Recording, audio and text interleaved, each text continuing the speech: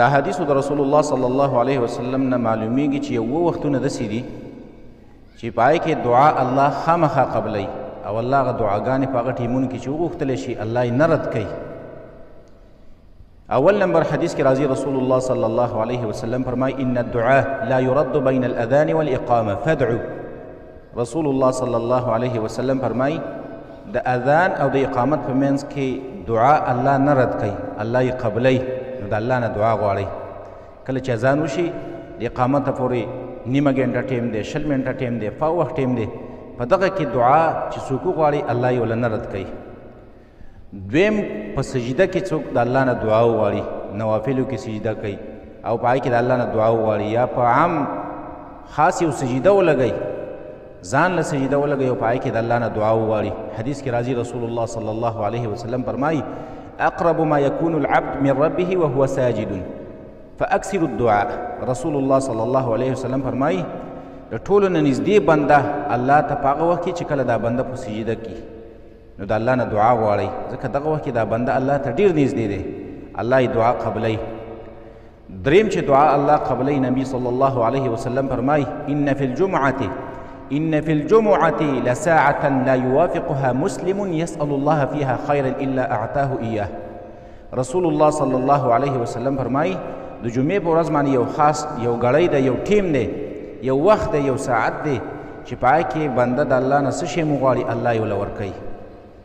دغه ټیم کم ټیم دی؟ علما فرمایي دغه د جمعې په ورځ باندې چې کله مازدیګر نواله تر د نور د ډوبېدلو پورې دغه وخت کې چې بنده دعا وغواړي د الله نه الله یې ورله دعا قبلوي.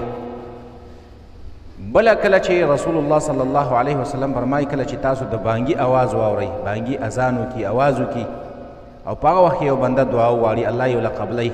رسول الله صلی الله علیه وسلم فرمایي واذا سمعتم صياح الديك فاسألوا الله تعالى من فضله فإنها رأت ملكا. رسول الله صلی الله علیه وسلم کله چې بانګي اواز وکړي نو په دغه وخت کې تاسو د الله نه دعا غواړئ، ځکه هغه ملک ولیدله، هغه کې ملک هم راغلی دی په دغه ټیم کې، نو د الله نه دعا غواړئ الله یې قبلوي. بل په حدیث کې په یو حدیث کې 2 ځایونه نور راغلي دي چې په هغې کې الله پاک دعاګانې قبلوي. رسول الله صلی الله علیه وسلم فرمایي سنتان ما تردان، 2 دعاګانې دي چې الله یې نه رد کوي. یو الدعاء عند النداء، دعا په وخت د اذان کې چې کله اذان کېږي اذان شروع دی او ته دعا وغواړې.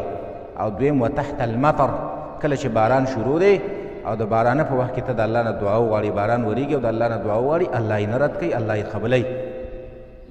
اووم نمبر رسول الله صلی الله علیه وسلم فرمایي چې من تعارى من الليل، څوک چې د شپې رایږ شو او دا یې ویل چې لا اله الا الله وحده لا شریک له له الملك وله الحمد وهو على كل شيء قدير، او بیا دا یې ویل چې الحمد لله سبحان الله لا اله الا الله والله اکبر ولا حول ولا قوة الا بالله. دا الفاظ یې ویل او دا کلمات یې ویل او ثم قال اللهم اغفر لي، بیا یې داسې ویل چې الله ما معاف کړي، او دعا یا یو بله دعا وغوښتله نو استجیب له، الله به د دې بنده دا دعاګانې قبولې کړي، الله به ولله دا دعا نه رد کوي، الله یې له خامخا قبلوي. دا 2 وختونه داسې دي چې په دې کې الله پاک د انسان او د یو مسلمان بنده چې کله شرعي دعاګانې او د حرامو دعا نه غواړي نو الله پاک یې ولله دعاګانې قبلوي.